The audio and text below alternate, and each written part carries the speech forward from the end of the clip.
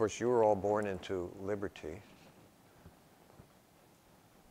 And you've been imbued with the concept and idea and the benefits of liberty. I'm not saying there's anything wrong with that. Maybe there are limitations to liberty, though. That's what Hobbes said. Of course, he took it the other example, the other extreme, and said, yeah, you need to give up your liberty in order to secure peace and welfare. Now, like someone asked me last hour, they said, what's your opinion on this? And I said, I'm not sharing my opinion. That's not my job. I'm helping you to think through issues, that's all. Did you have another, you raised your hand again? You sure? Okay. Anybody, do you understand Hobbes' general point of view then? Yes. He's trying to say that he's trying to say that in order to avoid those wars, he believes that an autocratic leader, but a Leviathan has those people help prevent all those wars. Because in reality, I've heard a scientist, Richard Dawkins, says that nature is a Darwinistic society. Basically, it's survival of the fittest, but our society as humans should be different. It should be the direct opposite of the survival of the fittest. It should be where there's welfare, to care of the welfare of the needy, and everybody should be on an equal playing field.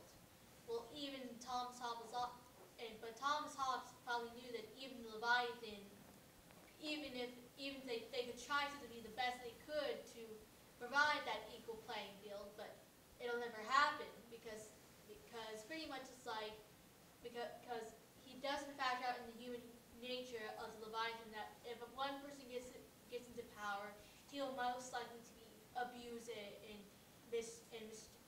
mistreat the people, and that's where John Locke comes in and spars with it. You know what I mean? Yeah, actually, Hobbes didn't say it was inevitable, but he left the door open. It could happen, and only under that condition do the people have a right to revolt, overthrow Leviathan, and put another Leviathan in their place. Like our world, and we have more deposits than democracies. Like there's only like a little handful of democracies, and even democracies that are forming, they're still trying to reconcile those, trying to find order in the absence of their leaders. Like most of the like the Arab Spring, you can take that example of war in the state of nature, like in Syria and Yemen and Iraq, when he overthrew Saddam Hussein and tried to overthrow Bashar al-Assad. He's hanging on by a thread.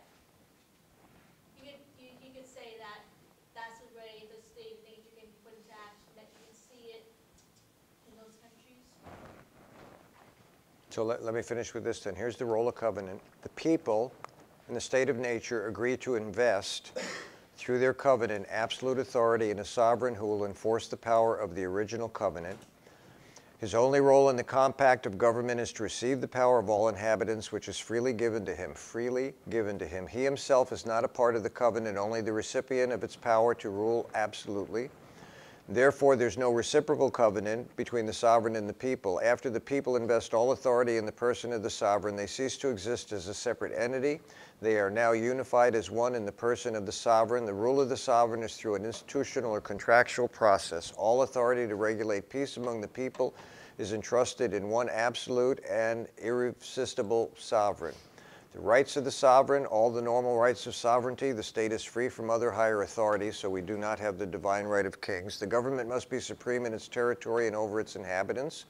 This requires a monopoly of the use of legitimate force over its inhabitants to keep the peace. When people violate the peace, people need to be corrected for it. That's what law is all about. It's meant to penalize, not to reward.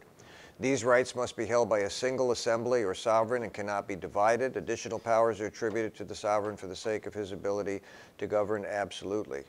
And so the subjects and duties of the sovereign, the subject is free to do as he pleases as long as his freedom does not negate the authority or sovereignty of the ruler. This freedom includes daily intercourse of life among the constituent members, the right to self-preservation and self-defense. So if someone attacks you, you have the right to defend yourself because someone has violated the covenant agreement that we're not going to be at war with one another. So if someone attacks you, you do have the right to defend yourself. As long as the sovereign can protect them from external threat, they must obey the sovereign. If and when the sovereign loses power, the subjects recover their own liberty. The subject retains no other significant rights. It's not in the sovereign's interest to exploit or oppress his subjects. His interest lies in developing a prosperous and happy commonwealth. Therefore, the sovereign can be counted on to do what is good for this realm, because this is also good for himself. Otherwise, he runs a risk of internal revolution due to the ruthless oppression and tyrannical excess of his subjects. So in other words, if he keeps the peace, we have no right to complain. If he doesn't keep the peace, and what's the peace? It's for the general welfare of the people. What's the general welfare of the people? Well, I'm not saying it isn't. They've used this, you know. Absolute authority will use mechanisms to make sure that their rule is absolute. And that's the danger in it. I mean, as Hobbesian paints it, it's a utopian picture that works as long as it works exactly the way it's supposed to. The component that he doesn't deal with is the fact that the sovereign is a human being. That he goes back to the state of nature and says, well, we're so uncontrolled, we're at war with each other all the time, and suddenly we're going to invest all of our good intentions in the authority of a single individual or a small group of people, and they're suddenly going to be like we're not. They're going to keep our best interest. They're only what's going to do what's right. They're only going to magnify the welfare and the peace within the Commonwealth. Well, why would people suddenly do that?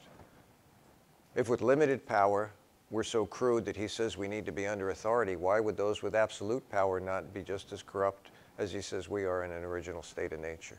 So he's got some conflicts within his theory that don't play out. Do you understand Hobbes enough? Okay, it's one half of your exam this week. I would wait until we have the second half of the lecture on Thursday. Any questions for me at all? Okay, been good. Thanks for sharing. If you came in late, let me know you're here. I'll mark you present.